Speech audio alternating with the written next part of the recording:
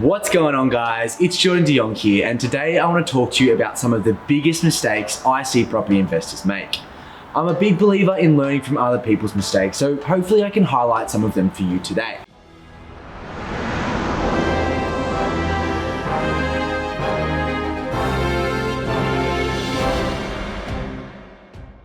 The first one is listening to media hype, and this can create many questions around the current market conditions and make some investors second guess themselves.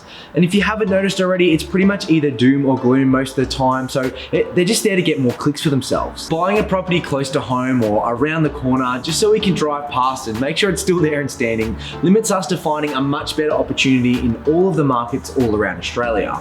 Although it's what we know and what we're comfortable with, it may not always be the best investment right now. Self-managing tenants is a huge headache, take it from myself. Having to answer the phone in the middle of the night from a bursting pipe just to save a few dollars isn't worth it. Buying based on the look or the feel of a place is where our emotions come into play and they get the better of us. Obviously, investors do want that owner-occupier appeal, but it shouldn't overshadow the numbers and the data behind that individual property. Asking a real estate agent for advice as a buyer is not the best idea. You know, they're working for their vendor. They get paid when this deal gets done. So of course their property is the best property on the market right now. Overcapitalizing on a renovation is a big no-go. Imagine spending $100,000 on a renovation, having a vacant property for 4 months while the works are being done, and then realizing that you've only increased the property value by $120,000. Selling a property just for profit really makes no sense. Property is an expensive asset class to trade. It costs 5% to buy and 3% to sell. So instead of selling the property, you could just refinance and use equity. Not smashing that like button is another massive mistake I see property investors make. So make sure you do that, scroll down to the bottom and smash that little like button. Paying off debt when they have an option to use an offset account hinders the accessibility to just grab out that money in the offset account, and you'd have to refinance that property to pull the equity back out. Another mistake is not including at least a finance clause in the contract.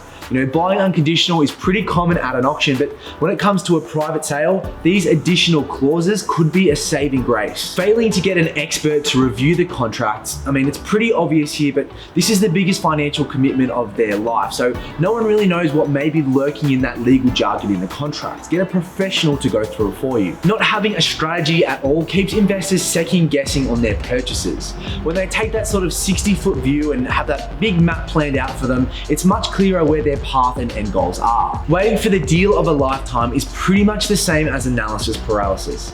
If they're just sitting there waiting for the best deal to come up forever, it may never come. Chasing the lowest interest rate isn't always the best option. You want to ensure there's flexibility within the mortgage agreement and other benefits such as an offset account that we discussed before. Not allowing for all purchasing costs such as stamp duty, mortgage registration, conveyances, building and pest inspectors. You know, it's all well and good to save that 20% deposit, but don't forget there's an additional 5% that you should allow for more purchasing costs. Selling a property just to finance a lifestyle will have a major impact on your long-term wealth, unless of course you're already in that retirement stage of life. I want to know what your biggest mistakes are that you've seen property investors make.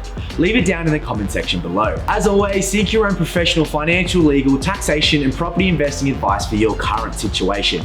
These videos are just my opinion and are general in nature and should never be considered as personal advice. If you're keen for more content, make sure you subscribe and hit that notification bell so you don't miss a video.